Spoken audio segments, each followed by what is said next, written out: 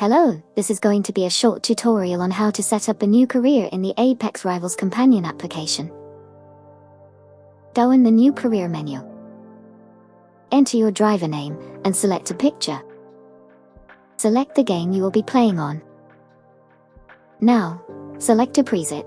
The preset decides how the entire career is going to be structured. The description box on the right will tell you how the career will be structured. If you downloaded custom presets created by others, you can click on the Open Presets button and drop the preset folder in there.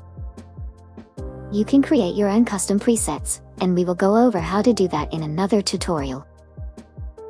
Next, select the tier's behavior. This is not easy to explain, but let's take it one step at a time. The careers are divided by what's called tiers. The tiers represent the different levels of motorsports. The top tier, or Tier 1, will have car classes such as Formula 1 and top endurance prototypes. The bottom tiers will have things such as go-karts, cheap race cars, and some street cars. As you move up the ranks in the career, you will go up the tiers and get to race in more prestigious race series.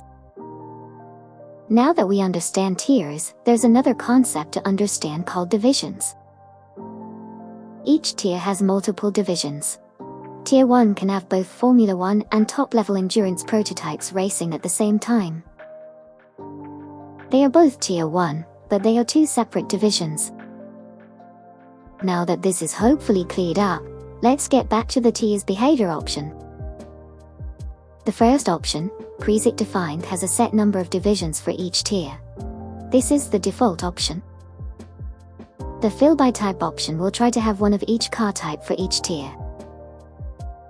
Car types are things such as GT cars, open-wheelers, prototypes, and so on. The fill by family option goes further, and will split the different car types and families. Let's do an example. GTE, GT3, and GT4 are all GT cars. If you select fill by type, only one of them can be added for each tier. If you select fill by family, all three of them can be added since they are a different family. This can result in very large careers with many divisions on each tier. But don't worry, this application can handle that just fine. The next option is difficulty scaling. The scaling option will work similar to most racing games. You set a starting difficulty, and after each race, you will be asked to adjust the difficulty up or down. The full experience option is currently only possible on Assetto Corsa. This option does not have a difficulty setting. Each rival will be generated with persistent stats and they will not adjust their difficulty. If you want to make it to the top, you will have to be a very strong driver. The race length option will adjust the length of the races. The actual race length is decided in the preset itself.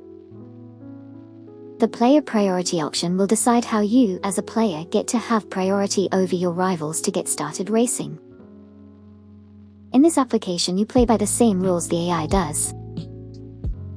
If you select the first priority option, you will be given priority over everyone else and you'll get to start racing right away. If you select the same as everyone else option, you will literally play by the exact same rules all of your rivals do. This means if you get eliminated, it may take a while longer before you can rejoin the racing. If you feel like it, you can also select the spectate-only mode, in which you will never race. The minimum cars per class option is for multi-class racing. Multi-class races will only happen if this amount of cars can be entered in all the car classes. The force random AI stats option will force random stats on all your rivals, even if the person who created them gave them specific stats. Enable night races and enable bad weather are pretty self-explanatory. Bad weather means rain. Last but not least is the simulate years option. Every race in the application actually takes place. This means that when you start a new career, the league will be completely empty. No races have taken place yet. With this option, the application will simulate all the races that would take place during those years, and you will be able to join an already populated league. Once ready, click the Start Career button, and the years will be simulated. It should only take a few moments. This concludes the career setup tutorial. If you have any questions, leave them in the comments or join the Discord. In the next tutorial, we will go over how to navigate the career menus, how to set up a race, and how to register the results. See you then.